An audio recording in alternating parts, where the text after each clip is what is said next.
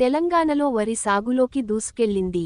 కానీ ఏపీ మాత్రం 10 ఏళ్ల గణాంకాలను పరిశీలిస్తే పెరగలేదు, తగ్గలేదు. ఇంకా చెప్పాలంటే స్వల్పంగా తగ్గింది. దీంతో తెలంగాణ ధాన్యాగారంగా మారిందని ఏపీలో ప్రభుత్వాలు వరి పంటను నిర్లక్ష్యం చేస్తున్నాయని సోషల్ మీడియాలో కొంతమంది విమర్శలు చేస్తున్నారు.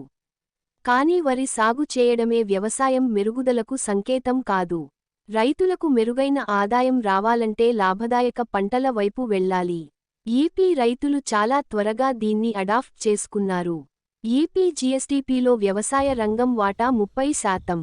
ఆంధ్రప్రదేశ్ రాష్ట్ర స్థూల దేశీయోత్పత్తిలో వ్యవసాయ రంగం వాటా 30%కి పైగా ఉంది.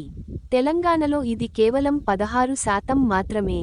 అంటే ఏపీలో వరి సాగు పెరగకపోయినా వ్యవసాయ అనుబంధ రంగాలు గణనీయమైన విలువను జోడిస్తున్నాయి. వరి వంటి సాంప్రదాయ పంటల కంటే ఆక్వాకల్చర్, ఉద్యానవన పంటలు రైతులకు అధిక ఆదాయాన్ని అందిస్తున్నాయి. వరి సాగు విస్తీర్ణం పెరగకపోవడానికి ప్రధాన కారణం పెరుగుతున్న పెట్టుబడి ఖర్చులు, తగ్గుతున్న నికర లాభం. 1 ఎకరం వరి సాగు చేయడానికి అయ్యే కూలీలు, ఎరువులు, రవాణా ఖర్చులతో పోలిస్తే పండించిన ధాన్యానికి వచ్చే మద్దతు ధర రైతుకు ఆశించిన స్థాయిలో మిగిల్చడం లేదు. వరి సాగు చేయడమే వ్యవసాయం కాదు. ఏపీలోని కోస్తా తీర ప్రాంత రైతులు వరి పొలాలను ఆక్వా చెరువులుగా మార్చడం ద్వారా ఎకరానికి వచ్చే ఆదాయాన్ని రెట్టింపు చేసుకుంటున్నారు. ప్రస్తుతం దేశంలోనే రొయ్యల ఎగుమతుల్లో ఏపీ అగ్రస్థానంలో ఉండటం ఈ మార్పునకు నిదర్శనం. రాయలసీమ, ఇతర మెట్ట ప్రాంతాల్లో రైతులు వాణిజ్య పంటలైన మిరప, వేరుశనగ, మామిడి, అరటి సాగు వైపు మొగ్గు చూపుతున్నారు. ఉద్యానవన పంటల సాగు విస్తీర్ణంలో ఆంధ్రప్రదేశ్ దేశంలోనే అగ్రగామిగా ఉంది.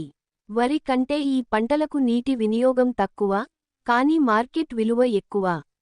రైతులు కేవలం ఆహార భద్రత కోసం కాకుండా ఆదాయ భద్రత కోసం ప్రత్యామ్నాయ పంటల వైపు మళ్లుతున్నారు. ఇది ఆర్థికంగా ఆరోగ్యకరమైన పరిణామమే. తెలంగాణ వరి సాగులో భారతదేశ ధాన్యాగారంగా ఎదగడం అభినందనీయం. అయితే ఏపీ తన వ్యవసాయ రంగాన్ని పారిశ్రామికీకరణ వైపు మళ్లిస్తోంది. పండిన పంటను నేరుగా అమ్మేయకుండా ప్రాసెసింగ్ ద్వారా విలువ జోడించడంపై దృష్టి పెడుతోంది. వ్యవసాయ రంగం 50% మందికి ఉపాధి కల్పిస్తున్న తరుణంలో కేవలం వరి మీదనే ఆధారపడకుండా విభిన్న రకాల లాభదాయక పంటల వైపు వెళ్లడం వల్ల భవిష్యత్తులో మార్కెట్ ఒడిదుడుకుల నుండి రైతులకు రక్షణ లభిస్తుంది. వరి సాగు పెరగకపోవడం అనేది ఏపీ వ్యవసాయ రంగ వైఫల్యం కాదు. ఆహార ధాన్యాల ఉత్పత్తిలో స్వయం సమృద్ధిని కాపాడుకుంటూనే అధిక విలువ కలిగిన వాణిజ్య పంటల ద్వారా రైతుల తలసరి ఆదాయాన్ని